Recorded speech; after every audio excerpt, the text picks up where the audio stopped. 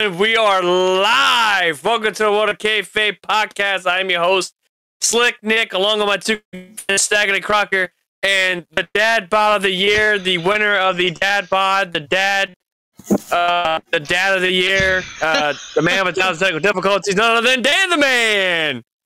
Joining us tonight, we have a very special guest. You guys love him because he is our most watched episode on YouTube.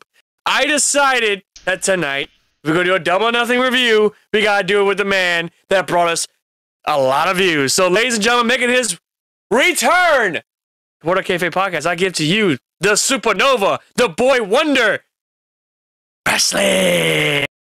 What's up, man? Welcome to the show again. How you feeling? I feel like I'm tired and I'm sleep deprived. Oh, God. Dan, somewhere in Texas, Dan has the biggest smile in the world, and he had the biggest heart on for you when I announced that you were going to be on the show. He was like, oh, my God, Preston's going to be on the show? Oh, my God, yes, let's go. Awesome. I was happy. I appreciate Johnny that. Gargano came back to NXT. Hey, since you won some news, here's some news. Discord decided to fuck you and broke you up on that intro anyways. Oh, God damn it. This is why we got to go straight to Zoom. Is what Joey was saying before you started the count. I didn't even know we were going into it until Nick started talking. I was like, wait, we're really live right now. We're live, pal. Yeah, we're live, pal. We're live, pal. By the way, we're going to be doing Ultimate Click Gaming right after this, so stay tuned for that, ladies and gentlemen, where we do Fire Pro Wrestling, which I need to talk to you about, Dan, about that. But later on. What getting back on that? Yeah. Me and Robbie doing it. Oh, no, you got to go to bed after this. And two, I need to get PlayStation Plus, but I'm aiming to do that within the next couple of days so we can revise some of our greatest matches on Fire Pro Wrestling because I feel like I'm Fire Pro deprived. Yeah, I feel like 2K22 has definitely robbed me of that because I need to get back on 2K. Fire Pro, I mean. And also, Retromania did their update. Retromania finally did their damn update. It took them 2 years for the fucking thing. But hey, how is it that it took them so quick to get Chris Bay out, but they've been waiting on Mr. Hughes and James Storm since release and still haven't got him out? Because Chris Bay is dashing, that's why. Dude, oh yeah, he's sexy. But, hang on. At the start of our show, it's tradition. We want to thank, this is our wannabe sponsor me video, or sponsor me whatever. We thank tonight's episode, dedicated to our good friends over at Liquid Death. You can merge first, and you guys, if you don't sponsor us, you can go fuck yourself. So, anyway, with that being said, hi, Kylie. Dan, you ready? You ready? Yeah. We killed it yesterday. We killed it in the arena. All right, come on, Okay. let me hear it. And followed by a freaking, god damn it. Nothing. No, the fucking Facebook thing just went off. Oh, hold on. No. What? Hey, when I say something, we're going to pause for a second. We're switching servers. We're live, pal. Okay, there. We had to switch servers because the audio was breaking up randomly at times. Oh, Lord. Breslin just went like Quicksilver. Just. What's going on, Kylie? Yeah, Kylie says, hey. Hi, Kylie. Welcome to the show. But yeah. Be a little bit more talkative this time, Kylie. Shut up, Dan. I want to talk to our guest of honor tonight, the man that brought us 70-something views. I think it's like 76. It's up there. It's our most watched episode. You have officially broken our Revolution review. And that was the day, like that weekend I went to a wrestling show and I met Diamond Dallas Page. So you smashed that episode, man. So how's it feel to be back on World of Kayfabe for the second time? Oh, it feels great. I actually was just, I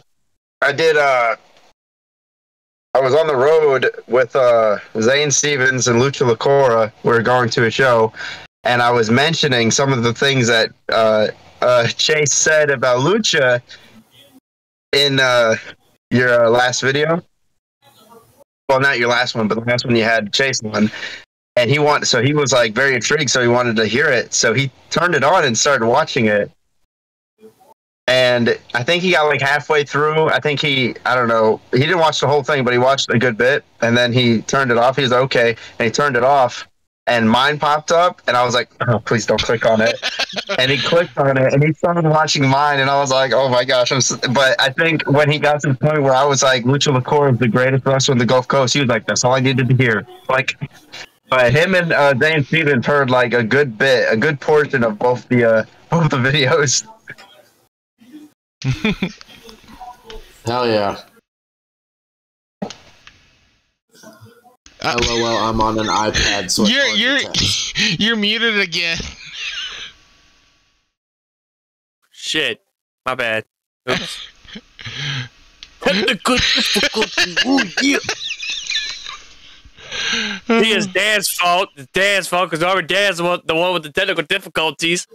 Hey, I'm managing it pretty good. Yeah, you look crystal clear. I'm waiting to hear I'm waiting to reveal on Dan's calendar for next year.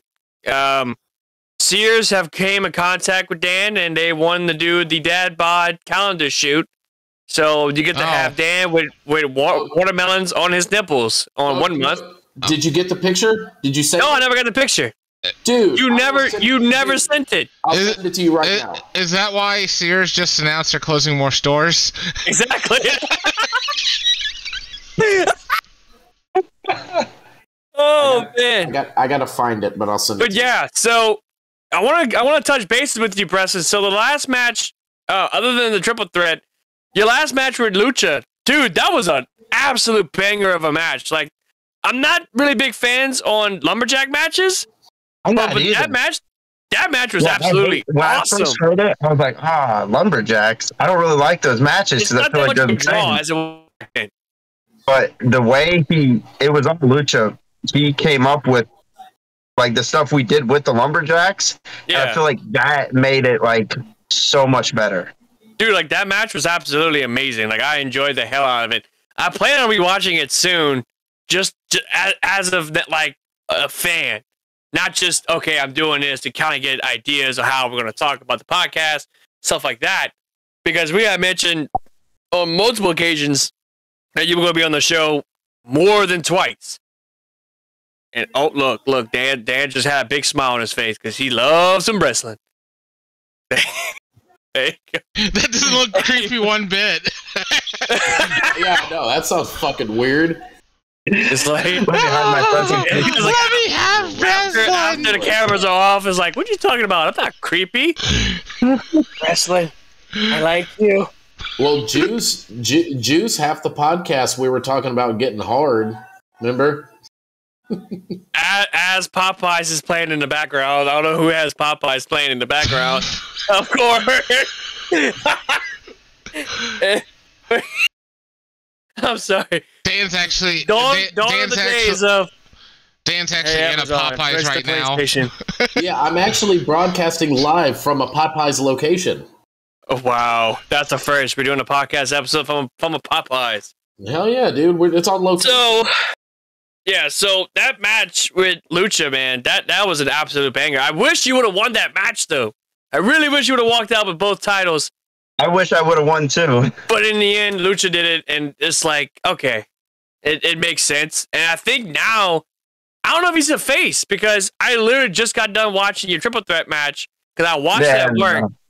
And he's not a face. Yeah, that was just for that company. It was my stupid ass forgot at work. Think about it like this. So let's say you got somebody in WWE that's heel, and then they don't re-sign the contract. They go to AEW, and they want them to be face. Tony Khan's like, I want you to be face. And boom, they make them face. It's the same thing, except with indie wrestling, it's different because that would happen more and more because you're going to these different promoters, and you do what the promoter wants, not what you want. So that promoter was like, I want you to be face, and he was like, okay. And Lucha, being as talented as he is, he can do either or. He's been doing this for, what, 20 years? Exactly, years? 22 years. Yeah, I know it was around the 20-year mark. Over 20 years. That's crazy. And the man deserves it. The man's doing so well. I've been watching his matches, not only with you, but, like, you know, with Chase. And it's you're good when people kind of like measure how good they are by how many times you've wrestled that person. Yeah. Like, are you familiar with Christopher Washington? No. Or Chris Justice, as he was called before? I don't think so. He's done a lot of stuff with Revolt, but I don't know. I've only ever seen him at Revolt. He might have been other places, but I just don't know. He was talking to me one day, and he was like, I wrestled Lucha once, and I want to wrestle him again. And in my head, I was like, at that time, I wrestled him like maybe 3 times. Now I've wrestled him 8 times. And every time I wrestle Lucha, I just get better and better because he's just so talented, and it's just his talent like rubs off. And you learn so much when you wrestle him. I watched him in Gonzalez. I think that was the last time I saw him, and he looked really good. I think it was him. I want to say it was him, Jordan Jai, and I forget the other guy. I think it was Wes Warren, I want to say. Warren, yeah. Yeah. And that match, dude, that was an insane triple threat match. They had the Tower of Doom spot where one guy's on top of the turnbuckle, and then the other guy's about to do a power bomb, and then the other guy's like, all right, I got you, fam. And so literally the guy at the bottom did they do it was the superplex with the power bomb on the bottom? I think so. Yeah. We did that in our match too. As a matter of fact, I think I have the video of that. But, dude, that was a pretty cool spot. I was able to record it. So, and I mean, I've liked Lucha. I met him back in 2019, to be exact. I gotta find it. I think this is it. Yeah, look, this is it right here. Oh, it was Mike. It was Wild Thing, Lucoria. Oh, Wild Thing. Yeah, Wild Thing. I'm trying to find it. I had a lot of videos on it. Oh, this is it right here. And that's another thing I forgot to tell you. So when he was lit, is that it? Oh yeah, we did. Well, oh no, he's doing a run off the top. Yeah, I knew it was like a high spot. Oh yeah, okay, he did a run off the top. So we did the superplex with the powerbomb. We could have done a Rana though. I could easily do that. Yeah, that was sick. That was really sick, and I popped hard for that. As you can hear my freaking mouth. But yeah, so dude. Lucha, when he was watching the video, he got to hear you butcher his name. Oh, God. Oh, God. He was like, what? Oh, God. Lucha, watching this, dude, I am sorry. I suck with names. I'm sorry. I wasn't able to read as a kid, so whatever. Any match you watched with Lucha, like, he's really, really good. But also, his matches are always great because you got to think, if you see there's people in this area with as much experience as Lucha, so almost 99.9% of the time, if Lucha's wrestling somebody, Lucha put that match together. Right. So it's always going to be great. Like that's like when he wrestled Chase, like all those matches, he put that match together. That's why you saw Chase doing things like Ranas and all that. Cross bodies, Chase doesn't do that stuff. So Lucha was like, well, you're going to do it today. And it's just made Chase look great, made the match look great. Damn, why your mic's muted? Yeah, because he's got no, it's Dan's. No, Dan's got to tell his Alexa to go to the PlayStation. I just didn't want to pick up any unnecessary noise. Or better yet, like Popeyes commercials. Love that chicken for Popeyes. Like I said, I'm recording from Popeyes. I just didn't want y'all to keep hearing the loudspeaker. Like, order 131's ready. Oh, Nick, I sent you something in the World of Kayfabe podcast group chat. Oh Lord, I can only imagine what it is. This is we're gonna give a little sneak peek of Dan's issue 1 of Dad Bod magazine. Here you go, sneak peek. There you go. There it is. Yeah. There it is. Look how sexy that boy is. I'll display it on the. Oh wow! I didn't know that was for real.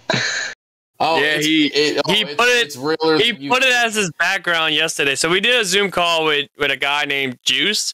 He does Juice Person Podcast, which, by the way, thank you so much for being a part of the show.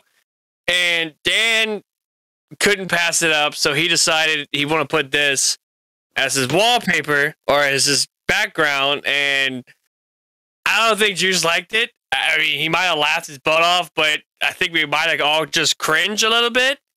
And I said to myself, this is going to be his contact picture on my phone, more than likely. So I have to get the clear version and not just that.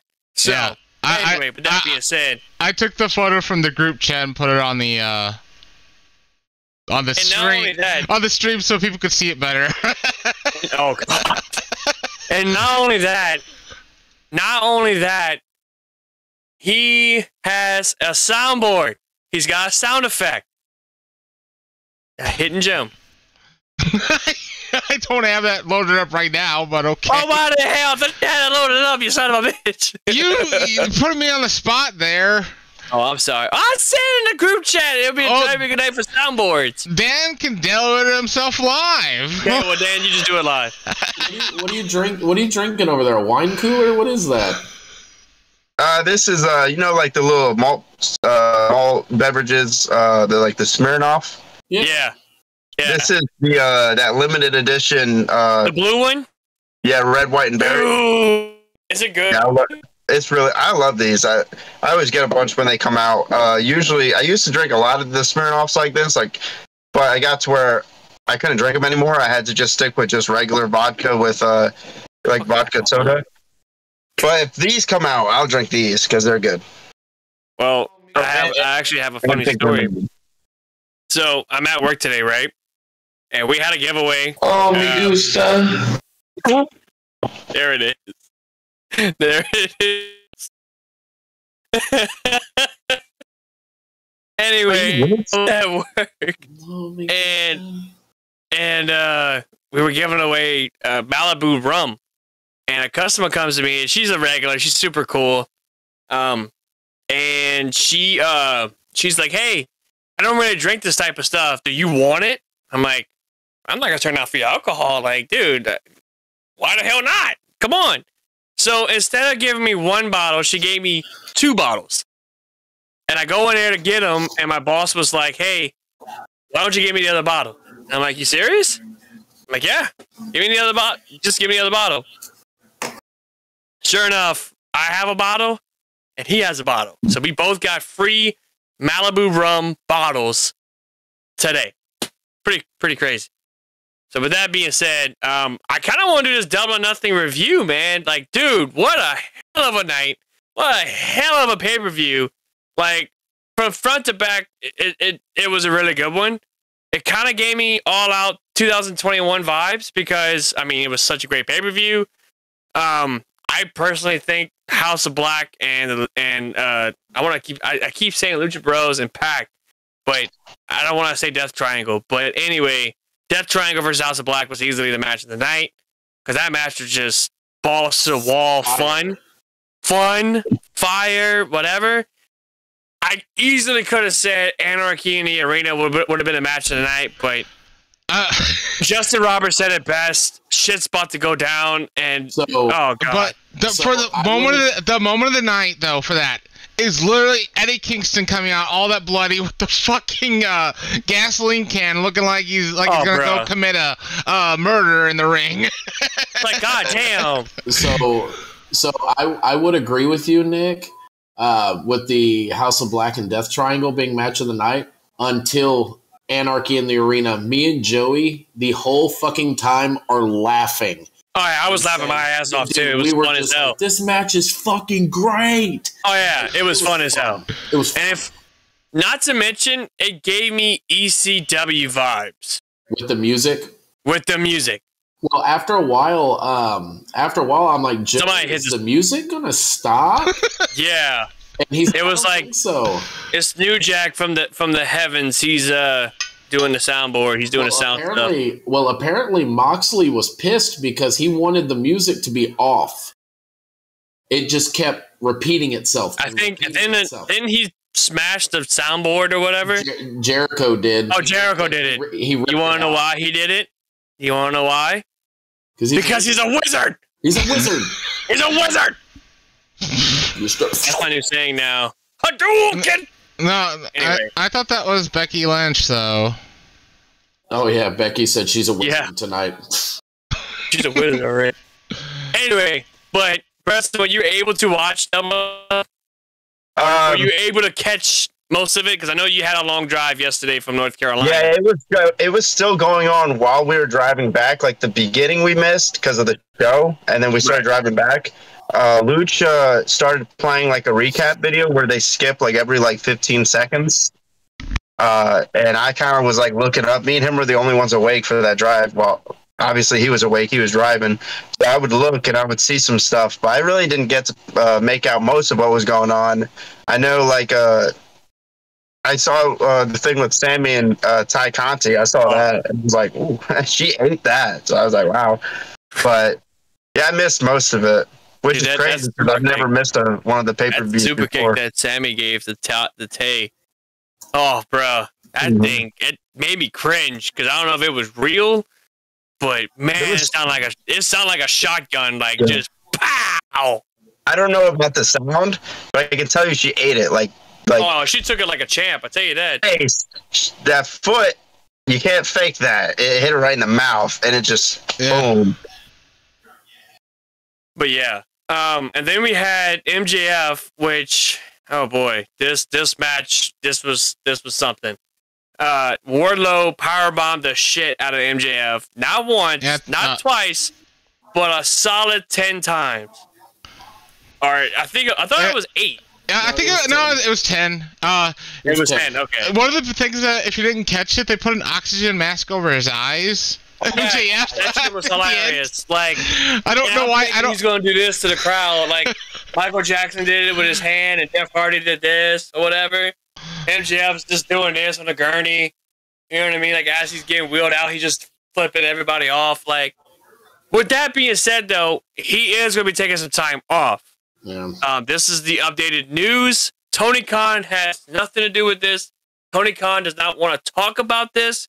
Because while at a press release after the show, a certain guy had asked, "What's the situation with MJF?" And Tony Khan pretty much quoted, "I don't want to comment on this. I have a lot of information about Double or Nothing itself, plus Forbidden Door that I want to talk about, things of that nature. I don't want to talk about MJF." So that was it. What's going on with MJF? I missed like the last few of everything. So basically, MJF no-showed the Fan Fest. Which I'm with Juice on this one. Like, why you're a heel? Why you gotta be there to sign autographs? You're a heel. You know what I mean? I get that. But then a lot of people were speculating: is he gonna make it to Double or Nothing? Dan was one of them. Was like, oh my god, is he really not gonna show up? Like, oh my god, you know what I mean? And it's like, dude, it was an absolute work because number one, you're a heel. All right, I can understand if you're like CM Punk or Samoa Joe, or even Adam Cole, who is a heel, by the way, but still willing to show up and sign autographs and things of that nature. MJF plays his character so well that he lives it almost every day. Yep. Just about. So for him to not show up at FanFest is golden, because you're a heel. You're not supposed to be a babyface. That's just my personal opinion on it. Yeah. But he showed up, like, literally at the start of the show. His theme song hits, and it's like, well, is he going to make it? Is he going to show up? Yeah, is he going to pull a Kevin Nash in '97 Starrcade? Yeah, they waited like 30. I mean? They waited like 30 seconds for him to come out and all that. I'm thinking. Oh, no, I figured I figured he would show up due to the fact that the legal implications for him. If he no-showed, he's signed a contract to be on the show, and he's advertised on it. They could sue him for financial compensation, which could be in the millions that they could have lost. So and apparently once the match was over, reports stated that he basically got off that stretcher. He grabbed his bags and left. Yeah, yes. He took off. Yeah, supposedly he just arrived to the arena before the show, before it started. Yeah. So supposedly there's just like what exactly is he's been offered to be re-signed for money, but he doesn't want to re-sign a contract to extend it past 2024. He wants more money without re-signing it. Exactly. And Tony Khan wouldn't mind doing it. He wouldn't mind giving him more money, but he has to sign that extended contract. Yep. And MJF is basically like, no, I don't want to do that. I don't have time for this. I want more money because I'm one of the biggest draws in AEW right now. And it's true. The dude, ever since he had that match with CM Punk, that dog collar match, like, dude, that has been, even before that, the man was a draw. Still is a draw. Even when he was in CZW, you know? That's just my opinion. So, but yeah. Moving right along, we had the buy-in match, which I'm shocked it was only just one match. I thought we would have had more.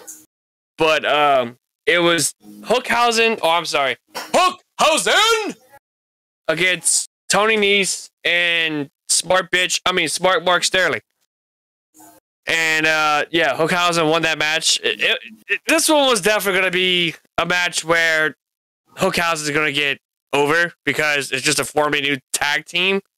And as far as for Tony Nese goes, I don't think that's going to happen. I don't think that's that match. So for what it's worth, yeah. I didn't watch it. Did Danhausen get to wrestle? Like, yeah. How did he do? Because he's a great wrestler, and I've known him as a great wrestler. But a lot of people are like, "Oh yeah, he's got that gimmick." He did he's good. Really, really good. But he's the type of character that you can't take seriously, and that's awesome because I always will say comedy belongs in wrestling. There's always a certain part of wrestling, of comedy that needs to be in wrestling. One of my favorite wrestlers, like of all time, like my first ever favorite wrestler, literally was never taken seriously. Well, when he was doing the gimmick that I love. And that gimmick is basically what I'm basing my gimmick off of, but I'm trying to keep it serious. Like, you know, I have a sense of humor, but I haven't found a way to really use it and actually get over yet. So I kind of just want to. I can't be like I'll tell you, it's Hurricane. Wow. And it's like I can't be a superhero and also be like saying, you know, one-liners and stuff like that, because then I'd just be Hurricane. So I just want to find a way to change the gimmick into my own. But I just always loved Hurricane, so I'm like, yep, I'm doing the superhero gimmick right now, and that's my example. Hurricane. I have a Hurricane micro brawler right there. Speaking of which, but no, I have one, but it's in the box. Whenever you show up to like sign people's autographs, you should wear a suit and like a news press hat. And just look at him and was like, "Oh, you making me this autograph? What's up with that?" And do the whole thing, you know? I see, but if I did, then I would just be Hurricane, and then people would be like, copyright. That'd be copyright.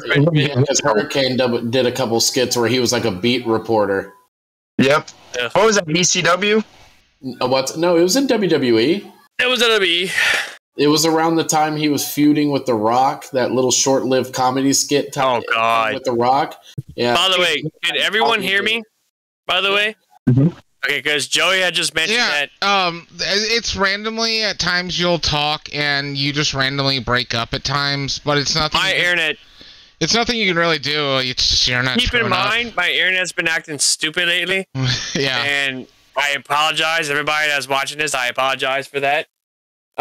But yeah, I want to move right along to our next match, which was the opening match, which was obviously Wardlow versus MJF. I mean, that match was, well, for what it's worth, it was good. This is a good match to put Wardlow over, and he's finally all elite. The man finally got signed, and now we get to see the ever so rise of Wardlow and see where he goes from here. You know what I mean? You could, see what's going to happen. What else we got? So, oh shit. Bear with me, guys. I'm sorry about this. Moving right along, we have the Elite versus Delete, which I would have easily said would have been a match of the night until House of Black versus Death Triangle happened, and then our Anarchy in the UK, Anarchy in the Arena match, whatever. This match. Breslin, let me ask you this: have you ever watched the Hardys against the Young Bucks at Ring of Honor? Was it Super Court of Honor? I believe. I don't remember off the top of my head, but I know I watched it. Oh yeah, it was. I know they had a back-to-back series of matches in 2019. No, 2017. 2017. 2017. I know they had a ladder war at Final Battle that year, and then I think the pay-per-view before that, it was just a regular tag match. So basically, they were 1-1. I think that was Super Court of Honor. They had that ladder war. Yeah, it was a ladder war because that was literally the night before they showed up to Ring of Honor, to WrestleMania. You're right. You're absolutely right. And they won the tag belts from them, the Raw tag belts. So that was cool. But to see this match again, this one, I mean, yeah, it was good. I wish it could have been a little bit longer, and I wish there could have been more stuff involved. But for what it's worth, it was a great match. I thought that the Hardys were the right choice to go over.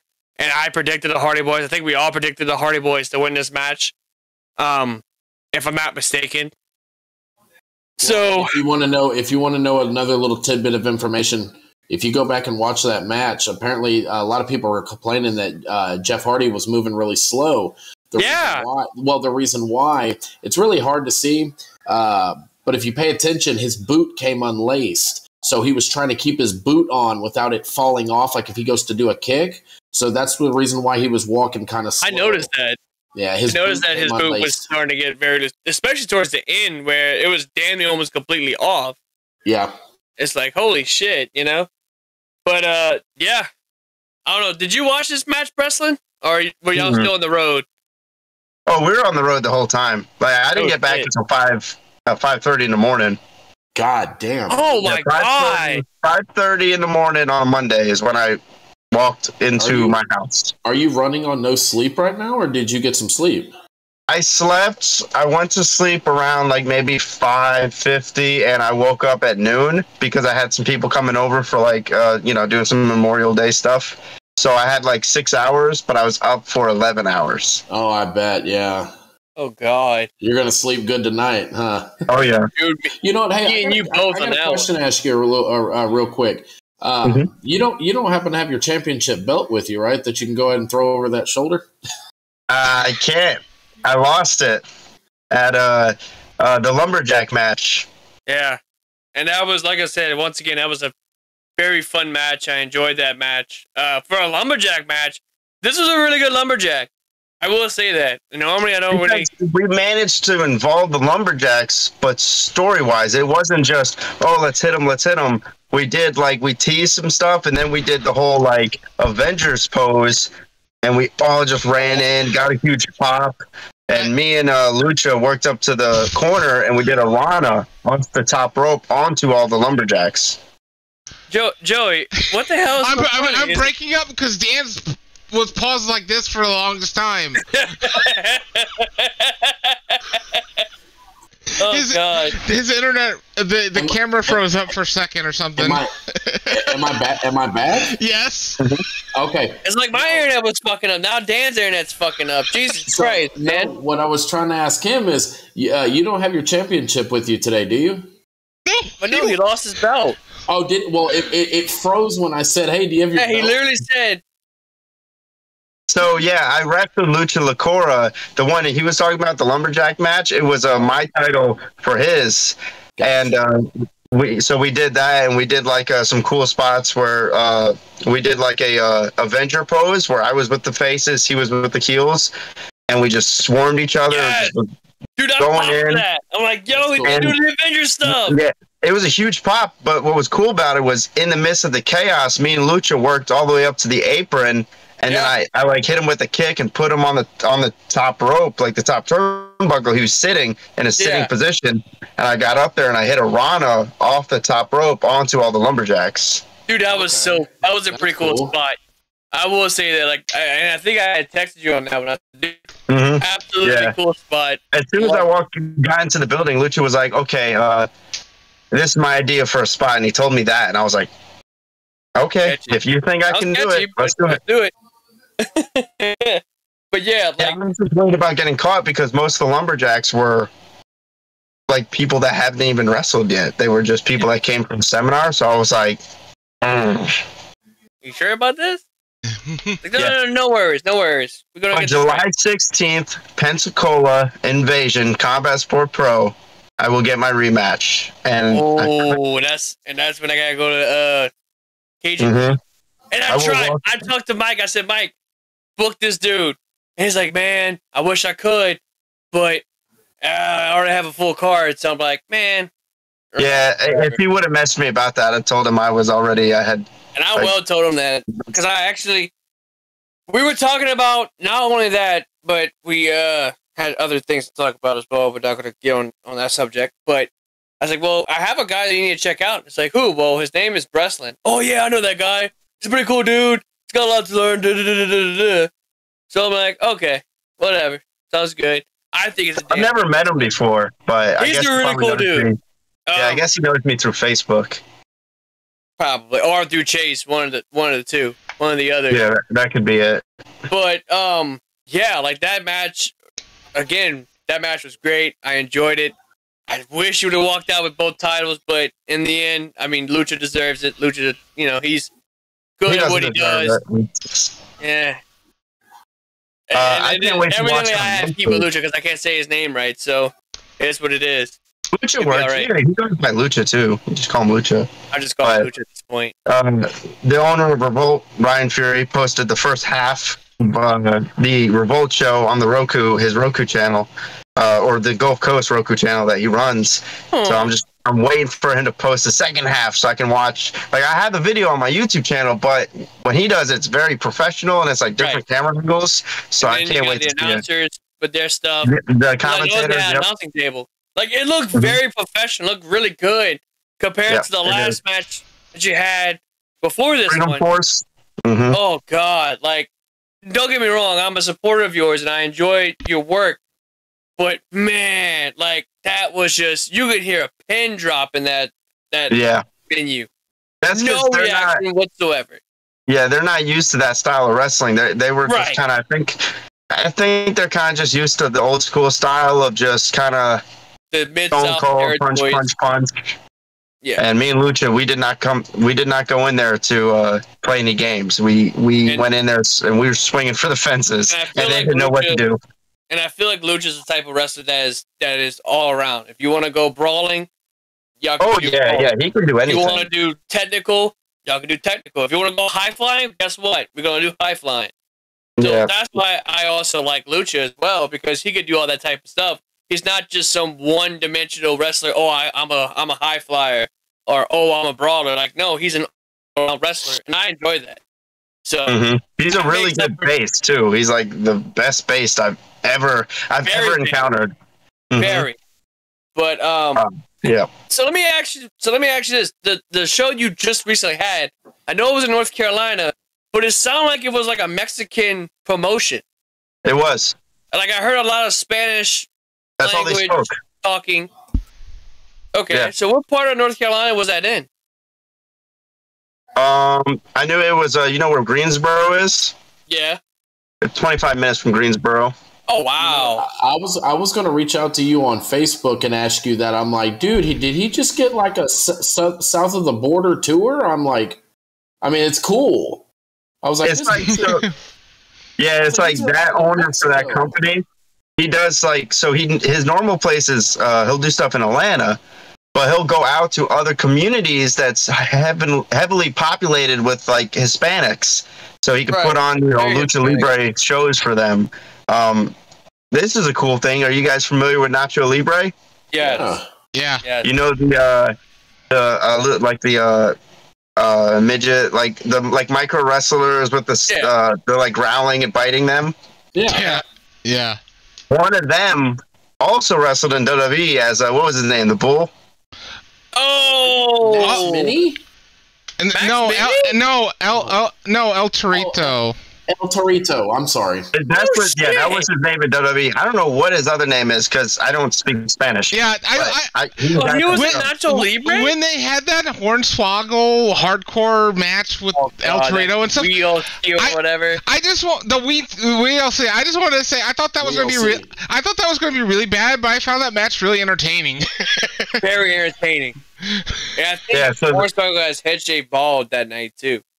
That guy, I met him at this show. He was in the main event.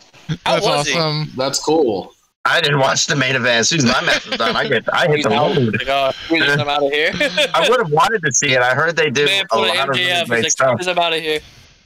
But I was walking around the gimmick tables and I saw it, and I saw the T-shirt with the guy from Nacho Libre, and I went, wait. And then I saw the guy, from WWE, and I went, this is him, because I knew it was the same guy, and I was like, oh, that's him. I just met him. I didn't even realize it.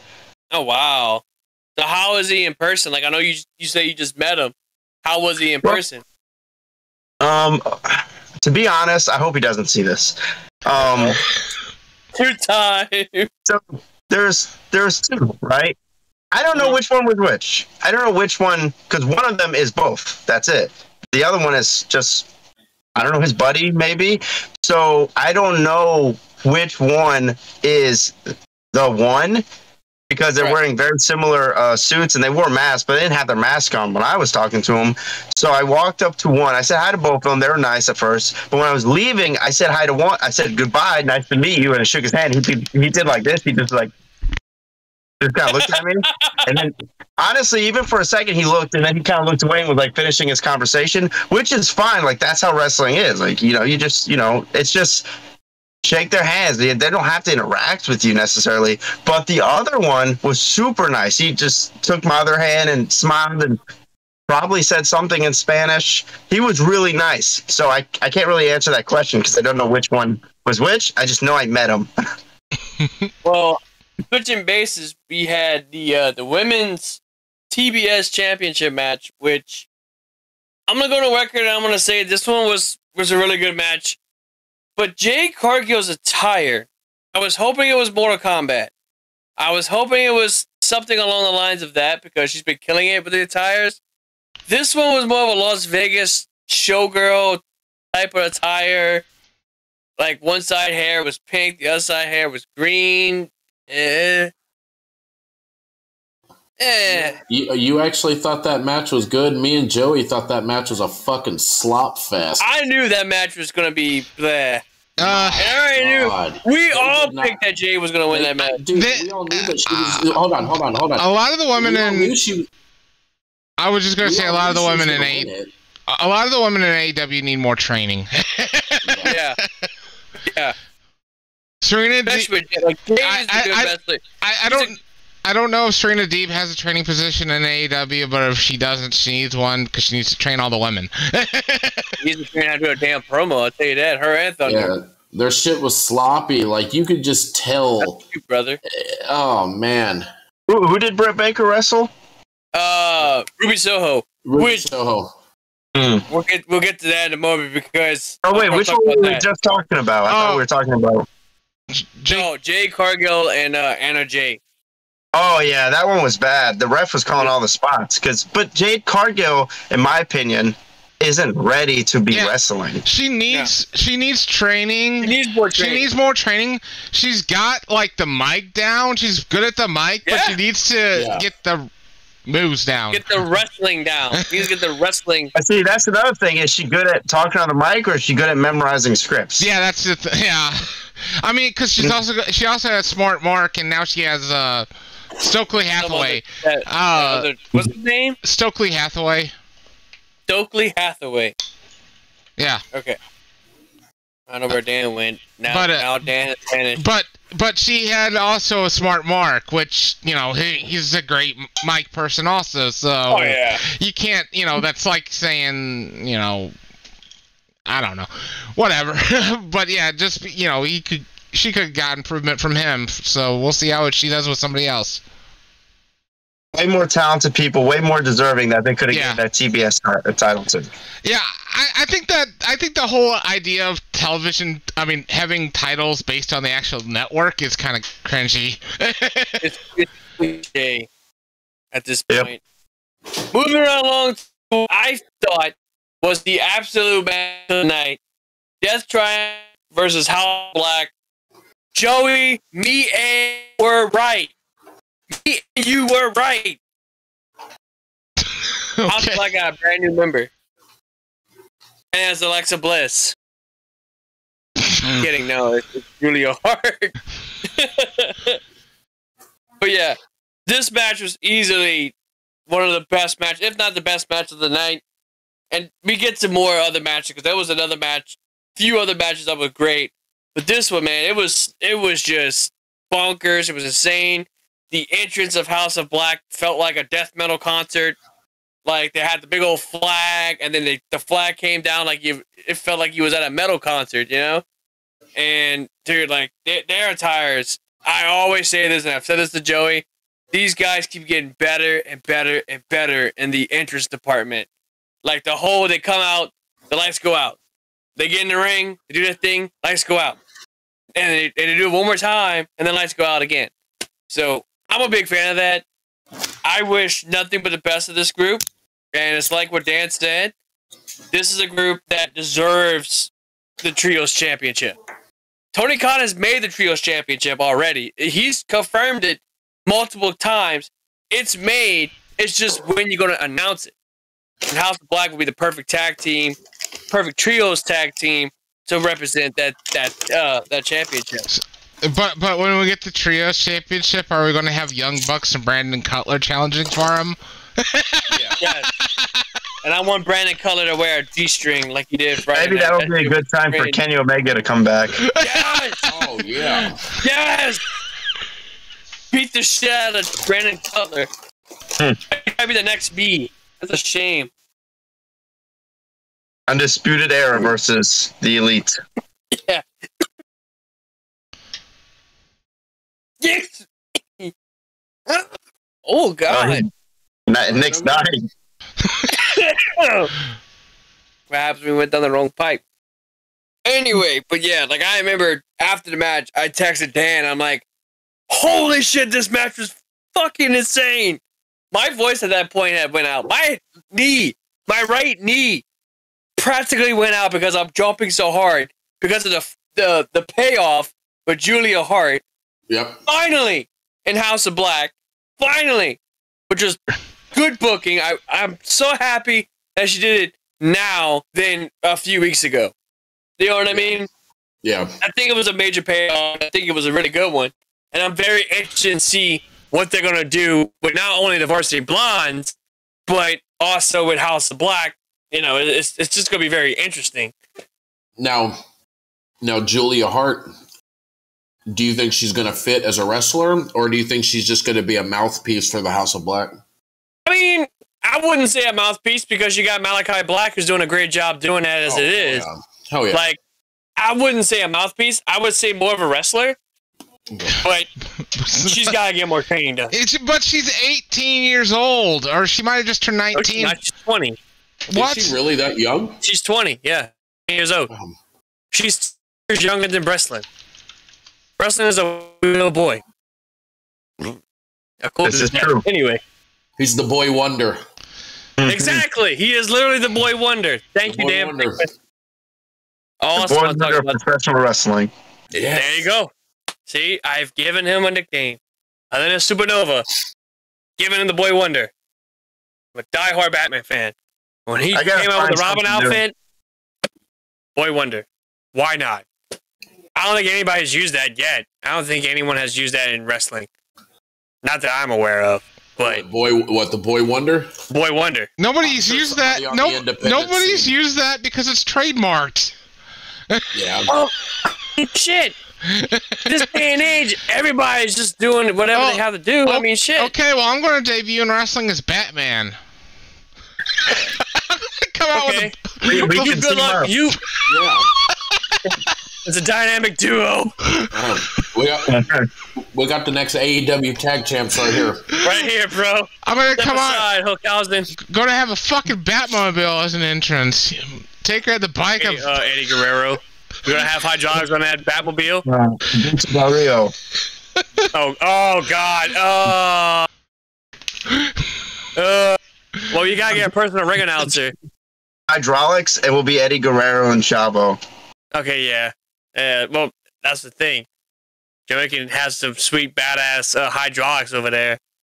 Like, it'd be like the episode of Viva La Bam where Bam put the hydraulics on Phil's van and didn't even realize nothing about it. Like, that was good shit. Anyway. So really quick, before we move on forward into the next match, Nick, I want to take this one over, and you got the next match, okay? Go ahead. I think it was after this match we got a backstage segment with Andrade El Idolo talking to his assistant about the Andrade family office has got to go. They basically suck. They're not bringing him any wins. Nothing. He goes, he did allude to a friend that was coming. that friend ended up being the ex-Ring of Honor World Heavyweight Champion, Roosh. The man. Roosh from Ring of Honor. I popped. I did too. But me and Joey were praying it wasn't Alberto El Patron. If that was the case, I don't even care if he won the title. I'm shutting off the TV and going to bed. I was afraid of that because I think he had recently announced that he was wanting to return to wrestling. So I was like, he wanted to come back to WWE. WWE had nothing to do with him on that. Yeah. So is he still going through those legal troubles with that whole incident? I think they might have gotten dismissed in Texas. So now that you mentioned Alberto Del Rio, I gotta spray the room because so give me a second. Yeah, there you go. Disinfect it. I don't want to get on my damn monitor. Jesus Christ. Anyway, the charges were dismissed because of missing witnesses. Yeah, but still, fuck him. But yeah, well, that doesn't sound suspicious that the witness went missing. It's sad that Cain Velasquez is in jail and this jackass isn't in jail. That's just my personal opinion. This man is not in jail, but yet Cain Velasquez, that was defending a family member. Oh, we're gonna put him in jail. But Alberto Del Rio, we can rape. Whatever the fuck you gotta do. Oh, but guess what? Scot-free. Like, no. Fuck Alberto Del Rio. I don't care if he comes back to wrestling. He's already wrestling, right? Jade, go later. Huh? Alberto Del Rio is on the independent circuit right now. Yeah, he's with that pissant cup, control your narrative. Yeah, I just saw him doing, somebody I know that works for DCW just went to a show that he was at. And I saw on his Facebook, so I was like, oh, okay. He's got a beard now. And I was like, Looks like more shit than he did back then. But regardless, yeah, Roosh, dude, like, it fits so well because if you're not familiar with Roosh and El Idolo, they were part of the original Los Ingobernables. Mm-hmm. They're not De Japan. They were just Los Ingobernables. And they were, I forget what promotion. I think it was CMLL, wasn't it? CML, I think. CMLL. Yeah, I want to say it was that. Yeah, it was CMLL. Or whatever. Yeah, something like that. Or it might have been AAA, but I think it was CMLL. CMLL. So that was awesome to see him come to AEW. But is he going to be part of the Ring of Honor side, or is he going to be part of the AEW side? So I don't know because usually they do those blah blah blah as All Elite. I only saw like 4 that were as pictures, and none of them was Roosh.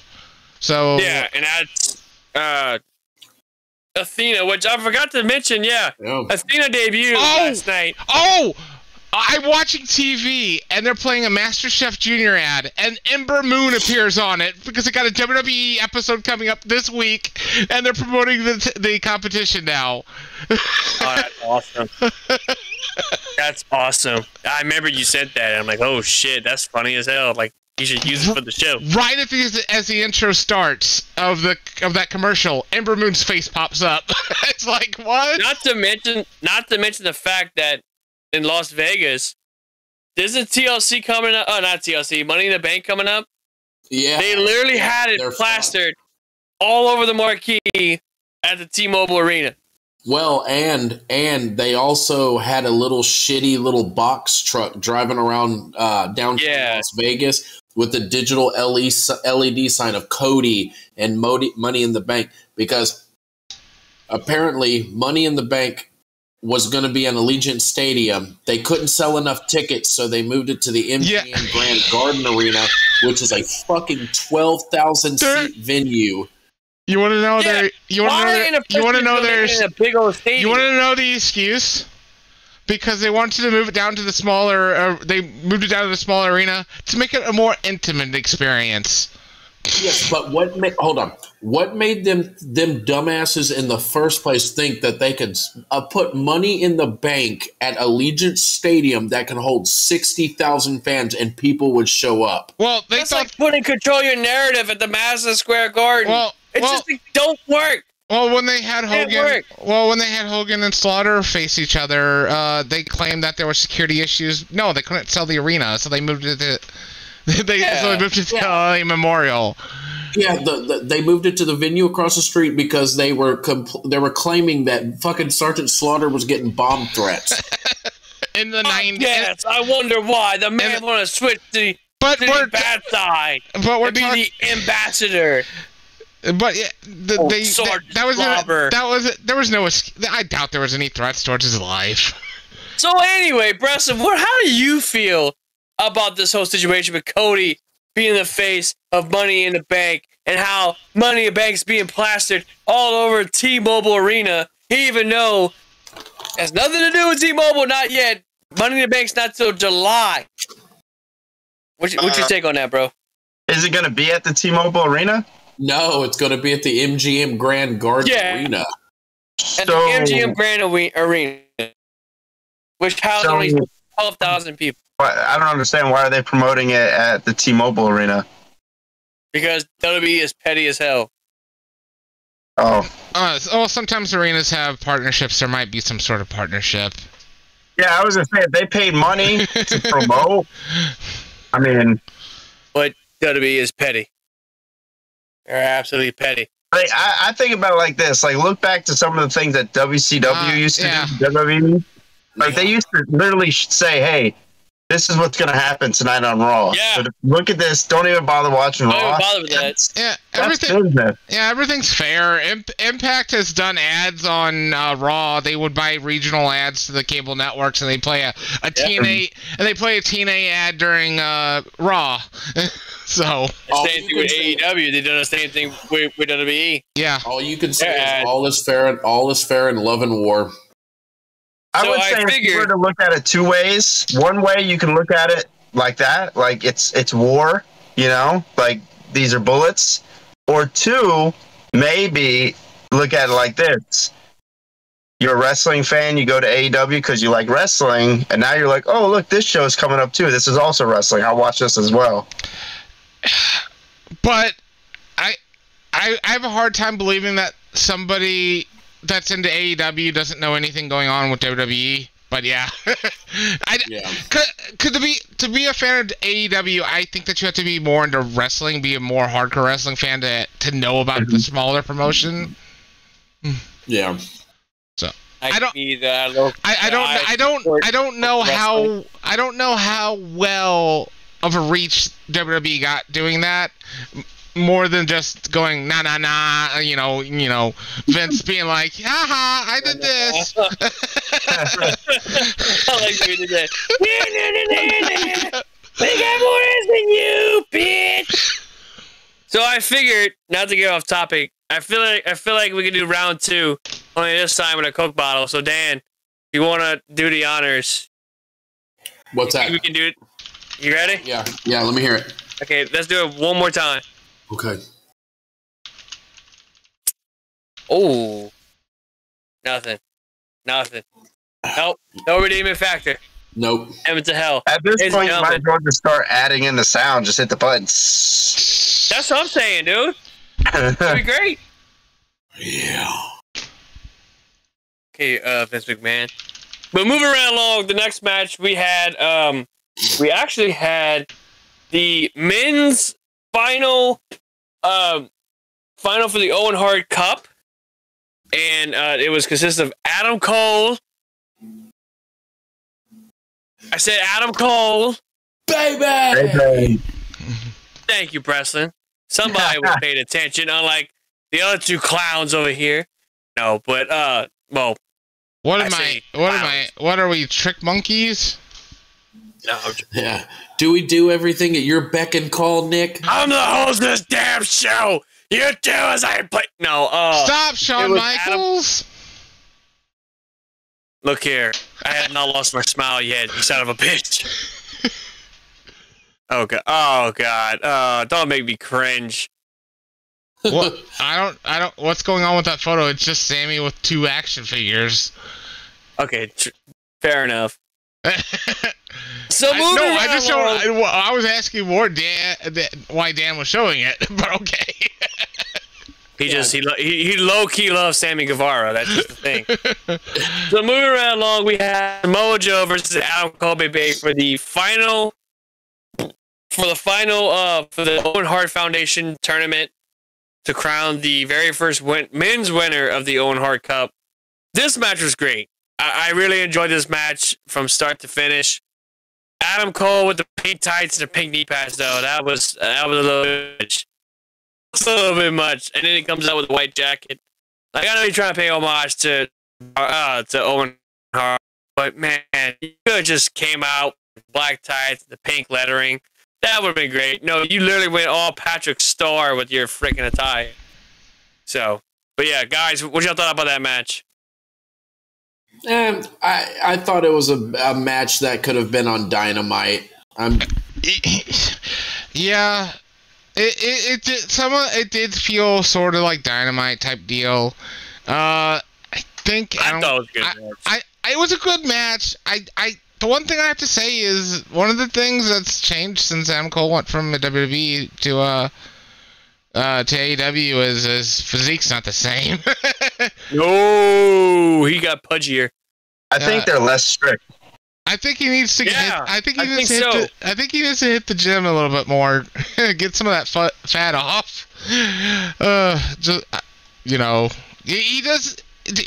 He just looks way different, and all that. But yeah, it's less strict. He got shorter too. He got shorter. What? Like that can happen, but he's not 75. I mean, this right here, that Breslin sent me. I mean, this kind of shit. This is pretty much him now in the ring. He's just this. Or you can listen to Hogan claim that all of his leg drops shortened him. Yeah. Yeah, brother. Yeah, brother. But yeah, Adam Cole ended up winning, which I think is good. We all pretty much agreed that he was going to win it. To see him walk out with that is pretty much solidifying him to be one of the very best, and I think he's one of the very best. And the next match, which is following along, is the Battle of the Bands. Who did it better, Ruby Soho or Britt Baker? And I'm going to be honest, Ruby Soho did it a lot better in band-wise. Oh, yeah. Dan was wondering if Britt Baker's was actually even playing the guitar. Yeah, because he was doing a lot of hopping and a lot of... Well, it just sounded like it was more of her standard theme song. I didn't hear no guitar. I thought he was going to have Pyro go off on his guitar because he had a little hold on the headstock. I'm thinking like he had like Pyro or something. Like that would have been pretty sick. Nope. He just bounced around like a big-ass idiot with pink shoes. That's the way to go. That's rock and roll, ladies and gentlemen. Bounce around like a big-ass idiot. And then Ruby Soho comes out, you know what? Bitch, hold my beer. Hold my beer. Branson! Okay, I need you guys before my song, all right? You want to see me? Man, and that was it. To show up to AEW? Her. Yeah. Okay. Well, she's still under WWE contract, so. I know. I'm not even gonna. I didn't know that. Yeah, she's still contracted under WWE. Even though she's like, I want to walk out of the company. It was one of the ones against the third party issue, to where like McMahon was like, y'all guys can't do third parties, like Twitch, OnlyFans, that was like shit like that. That was recently rescinded though. Yeah, whatever. Thank God. Yeah. Because it's like you look at Scarlett Bordeaux, who was recently released from the company. Now she's got his account and stuff like that, so whatever. She's bringing in the money somehow, some way. You know what I mean? Mm-hmm. Oh, so Vince won't let them have those accounts and stuff? No. So like AJ Styles is one that has Twitch, and he's on Twitch God knows how many times. Paige is another one that has a Twitch account. Yeah, before they made it where they had to get permission basically, but recently once Triple H returned, he announced that they rescinded that policy, and that's also when they loosened up the marijuana stuff, and that's when they released that RK Bro shirt 420. I have yet to get that shirt is fucking cool. But yeah, this match, I really wish Ruby Soho would have won this match, man. Yeah, I think we all picked Britt Baker to win this match. Yeah, it was so after Adam Cole won, it was pretty much their fault that they were wanting to do that, especially because then at the end, King and Queen, that's when that's corny. Super corny, like his prom King and Queen. What's next? Gonna go up against Tad Conti and Sammy Guevara? Like, oh no, we're the better couple. Oh no, we're the better couple. Like, bitch, fuck you. Let's go all out. Power couple? Wait, what? It'd be who's the best power couple? Adam Cole and Britt Baker, because they don't shove their relationship in our faces every damn week. Moving right along, because I will not be talking about that match, by the way, because fuck that match and fuck them too. Fuck everything about that damn match. That was the bathroom break match.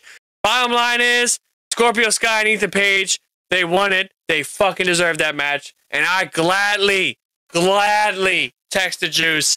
Thank God that match is over. Thank God Men of the Year won that match along with Paige Van Zandt, which, to be honest, didn't do too bad. Well, she looked all right in the ring. Well, I heard she had been going through some good training. Yeah, she's been training. She's been doing a lot of training, and I mean, dude, she came out really good. But yeah, like she looked good in the ring and stuff like that. And it's like I forget who I told Juice yesterday on the episode. Why is Frankie Kazarian there? Like, I don't understand why he was there in to begin with. I guess it's because just to be another guy in the storyline. This dude's got way too much stuff, way too much better things to be associated with Tiger. Yeah, well, I doubt he's going to complain about getting a pay-per-view payday. So that's true. Then there's that. All right, so moving around along, and poor Breslin just sitting there like, "Thought we interviewed me. Well, what the fuck? We're talking about that. What the fuck?" Moving around along, we have the match that was the turning point in our prediction pool, in our prediction. Darby Allin versus Kyle O'Reilly. Now, you, and Juice, y'all all said Darby Allin's gonna win. I think Darby's gonna win. Darby's gonna destroy Kyle O'Reilly. Guess what? You were. Oh shit! Wrong. Remind me, how did O'Reilly defeat Allen? Was it by submission? No. No, it was by pinfall. I believe it was pinfall. Joey, were you awake for that match?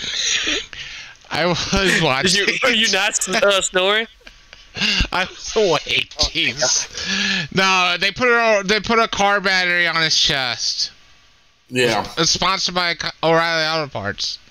Yeah, O'Reilly. O'Reilly Auto Parts. The fact that I will let both of y'all say that, because I used to work at O'Reilly Auto Parts, and y'all guys can get away with it because y'all my comrades, y'all my partners on the podcast. If anybody else, you would have got punched in the face. Hey, my name's Nick. I fucking hate that jingle. My name's Nick Boudreaux, and I sell carburetors. That's pretty much what it was. I literally had to sell somebody blanket fluid. Hey, don't feel. At least they thought it was blanket fluid. I work in the automotive industry too. So yeah, but you work with tires and shit like that. You don't have somebody going. Yeah, but you don't have somebody going. Hey, you work at O'Reilly's? Oh, O'Reilly! Auto Parts. Like every 5 damn minutes, it's like, oh my god, die! Hey guys, like literally, it's the same thing with Cypress Bay Casino. When I'm over there, I hear friendly, which is very dirty and very provocative. I did not like that one bit. I don't. Yeah. Hey guys, for all of our viewers out there, can you reenact how that customer sang that song again, please? I will. No, you better not. No, because if that's the case, we will not have another episode of our Kayfabe podcast next week. So I'm gonna go in the audio and clip that, and it's gonna be the intro to the show every time. Nice. That'd be copyright infringement, motherfucker. Yeah, copyright claim. I mean, you could do the 8-bit version and get away with it. So I mean, I wouldn't see why not. But yeah, Kyle O'Reilly won that match, and poor Breslin is slowly falling asleep. I'm fine. Poor guy. He's sleepy. He had a long one. Moving right along, we had the triple threat tag. Now this match I was kind of in and out because this is where I was starting to fall asleep. But I wasn't snoring on the mic like some other person. Anyway, so we had Keith Lee and Rich Swann. Oh God, take two. Swerve Strickland and Keith Lee. Whose house? Swerve's house. Jurassic Express, which fuck them, and the team that I wanted to win, FTW. Now, who said they wanted Keith Lee and Swerve Strickland to win? Was it you, Dan? I thought so. For some reason, I thought it was Joey, but I was like, no, Dan said that. Joey's pick, I forget what Joey's pick was. What was your pick? Was it Jurassic Express? Or was it FTW? FTR. FTR wasn't even in the. I mean, yeah, test teams, yeah. You threw me off saying you threw me off saying FT. I was like, what? Yeah. So that another good match. I enjoyed it. Just I kind of wish Jurassic Express would not. I really wish Christian would turn heel, and I thought we was gonna get that last night. Well, I thought we were going to get it when he had Jungle Boy on his shoulders. I thought he was going to do something stupid like drop. Yeah, exactly. Like pull a Batista or some shit where it's like Triple H doing this and then doing that and then slams, something like that. That would be sick. But Christian might have broke his neck and he would have been out of wrestling for 7 more years. You know what I mean? So that's fired. Anyway, I'm kind of pissed that FTW didn't win it, but that still put me in the lead because I won. Because the Kyle O'Reilly finish, and I swear to God, y'all saying O'Reilly on a parts.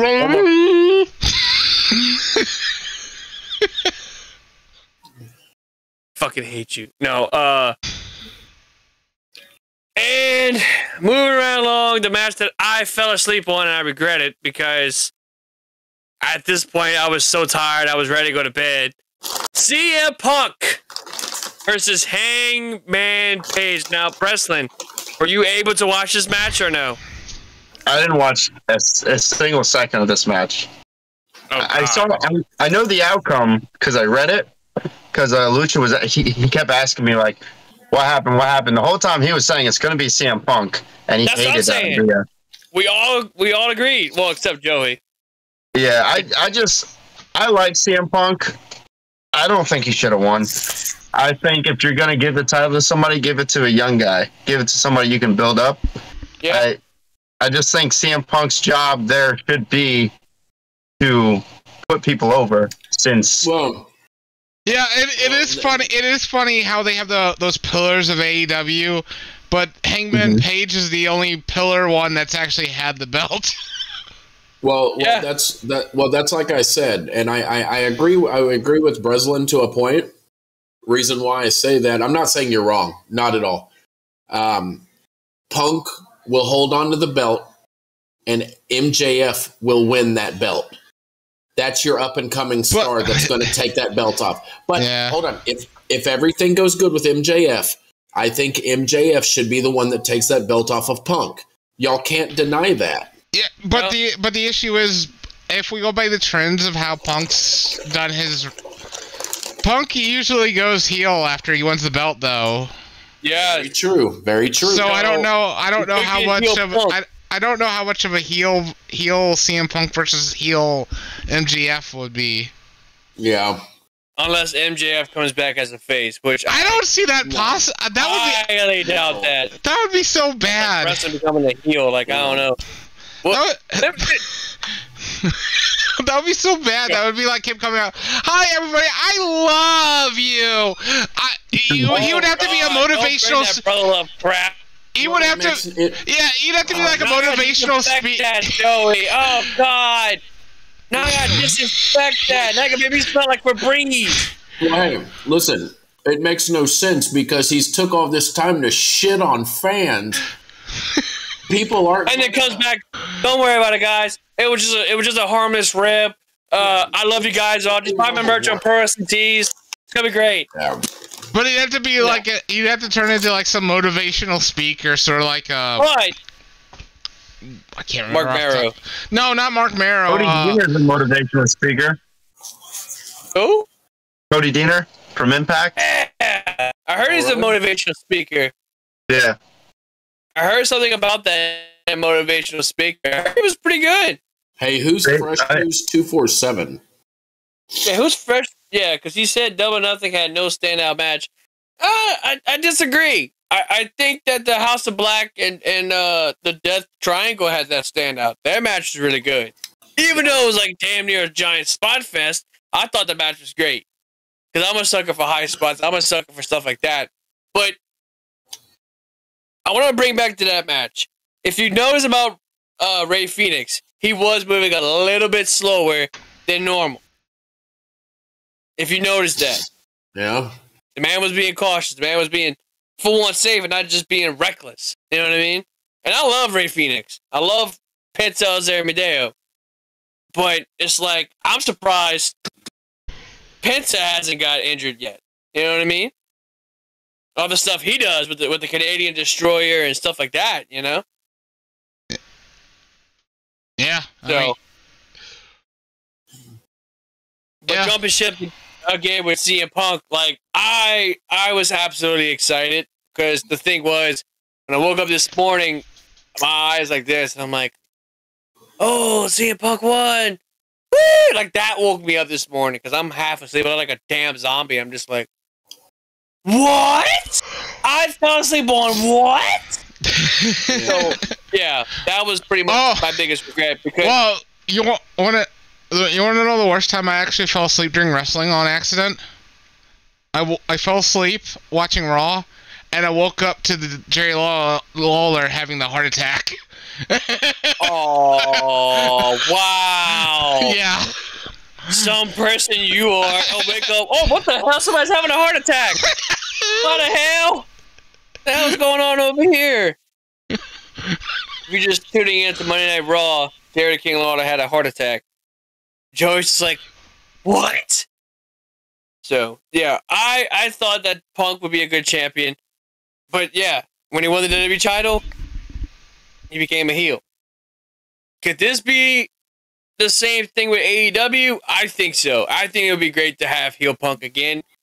But I don't know. I don't know how I would feel about that. It's just, I don't know. I don't think he's going to get over as a heel. No, not as much as he is as a face. But I would love to see him against Samoa Joe. Well, I would love to see that match. So, you know what?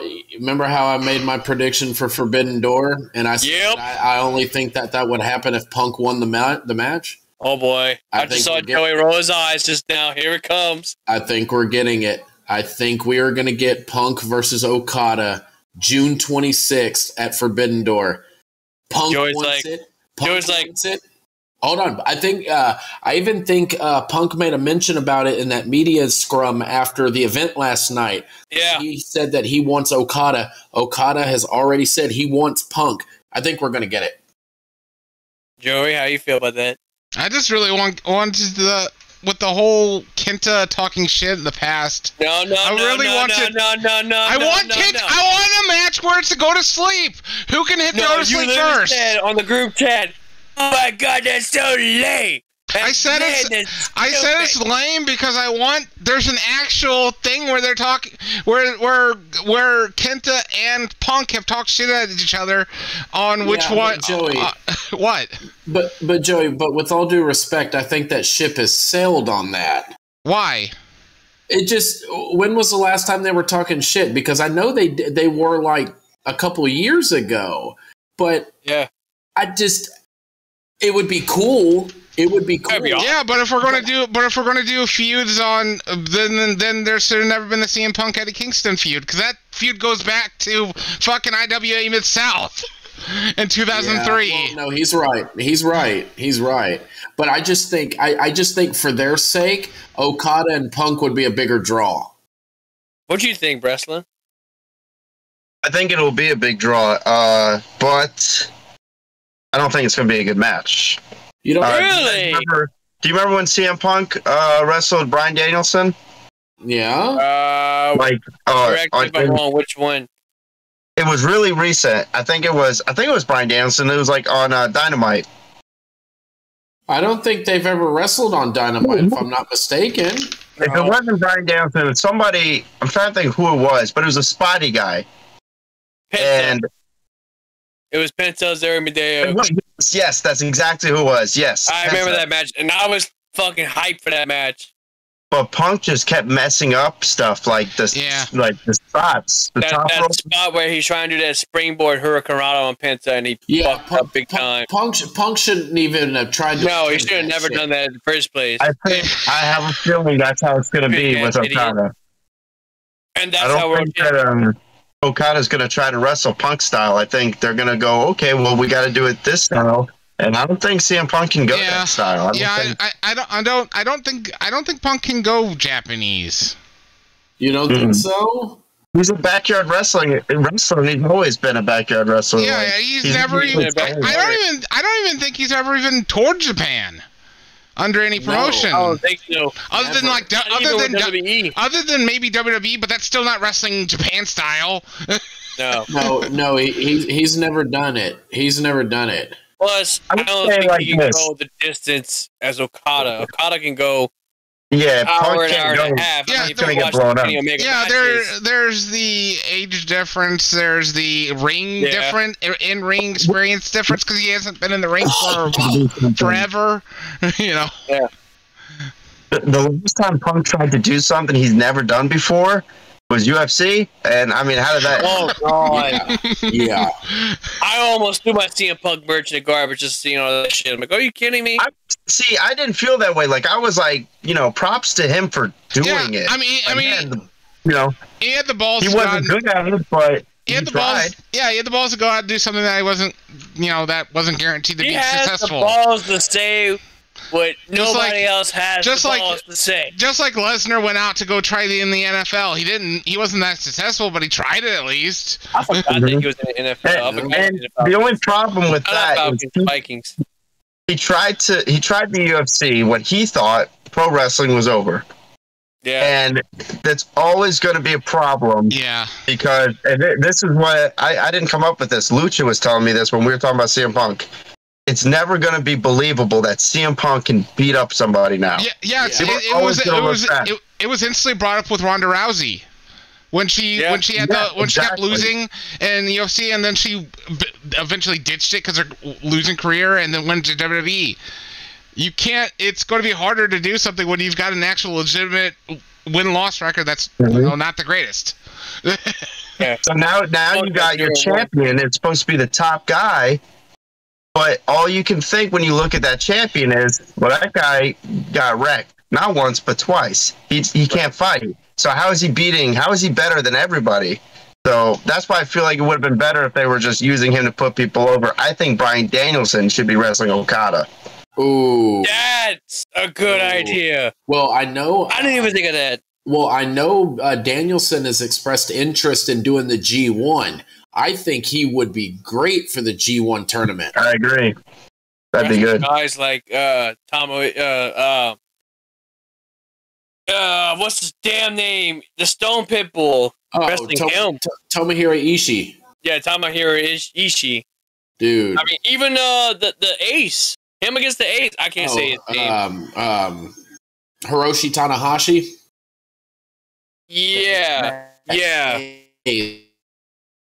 Yeah, him against Jay White or him against somebody in New Japan. Like, dude, the dude would be tearing it up in New Japan. I think it would be great for him. Him against Jay White would be really good. I'd like to see that. Dude, exactly. Make that match. But I think with Forbidden Door, it's supposed to be doing. Excuse me. Oh God, excuse me. They're doing the Undisputed Elite versus the Bullet Club. Supposedly, that's the rumor. I'm gonna be honest. Just why? Why? It's basically Bullet Club versus Bullet Club. Exactly. It's like NWO Black and White versus NWO Wolfpack. But it's not like. But this is supposed to be like AEW versus New Japan, and like, why are we doing that? Exactly. Why are we doing AEW versus AEW? Exactly, and that's the same thing like with Impact. I'm not digging the whole Bullet Club versus Honor No More. I'm not digging it. Like, Honor No More should be your dominant faction right now. How is a group called Honor No More when Ring of Honor's around again? Exactly. Like this is just like what was it? Retribution. Retribution was a really good faction up until they revealed their faces and was horrible after that point. Had a shitty loss record, stuff like that. You know what I mean? And that's the same, unfortunately, the same thing with Honor No More. And it's like, well, Ring of Honor is back. You don't have to say y'all Honor No More. That's kind of just, at this point, you're defeating the purpose. You know what I mean? So I don't like the fact that they're feuding against the Bullet Club of all things. Bullet Club needs to stay in New Japan. Now, granted, it's great that they're in the States. Bullet Club needs to end. I think exactly. At this point, and they've been going on for almost 10 years. It's like, that's what killed NWO. Yeah, it's outlast the NWO now. Yeah, it has absolutely outlast NWO. But I mean, they used to just do for NWO, was just focus on the three main members. But I mean, that wasn't really a thing. And then now with Bullet Club, they just keep having new leader, new this, new that, new this, and they keep trying to revitalize. At this point, I would say, I thought the new leader thing was cool. Like, I was like, okay, Prince Devitt, and then AJ, Kenny, Adam. I was like, that's cool. Cody. And it sucks because I think after AEW started, that, in my opinion, it should have been done. Yeah. But at the same time, I love Jay White as a leader of something. Yeah. Maybe not Bullet Club, but something. Yeah, AEW kind of killed Bullet Club. It sucks, but hey, it is what it is. But I will say this, and before we wrap up the show, I'll be honest, I think the best era of the Bullet Club, hands down, is with AJ. I mean, AJ pretty much made that faction felt like NWO in a way. But then you look at Prince Devitt in the early years of Bullet Club, where they were just running rough shot after rough shot on everybody and their mama. It was just, dude, it was absolutely amazing. But each person, each leader had their different, history of it. Devitt, obviously being the original leader, he's the original guy. He's the guy that pretty much started Bullet Club. So it was pretty cool. And then AJ pretty much brought it to where it was in a little area and made it into this giant phenomenon. Then you had Kenny Omega that took it and made it even more bigger, Kenny more mainstream. Kenny Omega made it mainstream. Make it more mainstream. I mean, plus getting all the stuff Hot Topic, which your boy, naturally, I grabbed almost every freaking Elite shirt, almost every freaking Bullet Club shirt, like the shirt that Dan has, that, I fucking love so much, that Bullet Club shirt. I have it right there in my room, which I might wear that next week. But anyway, yeah. And it's like with Jay White, I just think for me, is he a great leader? Yeah. Is he as good as Kenny or AJ or even Prince Devitt? No. I hate to say it, he's not. He can't live, especially with Kenny. Yes, Jay is a former Grand Slam. He's the only Grand Slam winner, I believe. And he's main evented Madison Square Garden, where you look at guys like Kenny Omega, who's done 6-7-star matches, and who's brought in ridiculous amounts of great matches. The same with AJ Styles. So I just, at this point, you're just beating a dead horse. I've been Breslin on this one. As much as I love the Bullet Club, and Dan has left the building, as much as I love the Bullet Club, I just think it's time to put the axe on it. You know what I mean? It's time to cut it. Yep. And speaking of cut it, there's Dan. Dan's trying to get in. But before we wrap things up, is there any final thoughts? Double or Nothing, I will say this before we reach our final thought. Double or Nothing was great. I enjoyed Double or Nothing. For those who missed it, Breslin, if you missed it, I think BR has the replay of it. It's like $50. Check it out. Only $50. Yeah, I can't pay that much for something that I already know all the.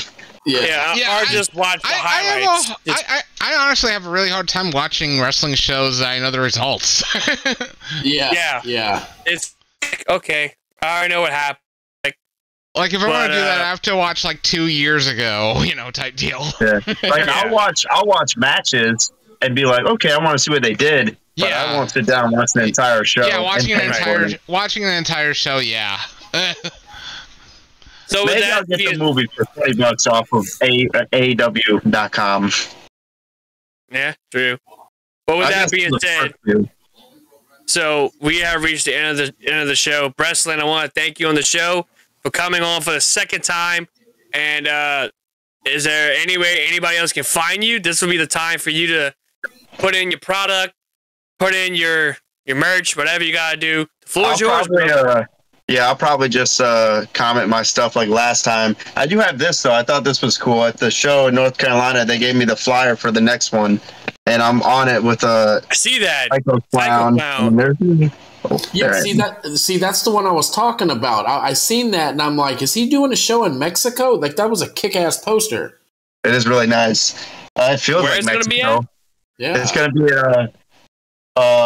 it's in North Carolina. It's in Spanish. I don't know, but it's in North Carolina. Now, do you hang your posters? Huh? Do you hang your posters like all your stuff that you're in?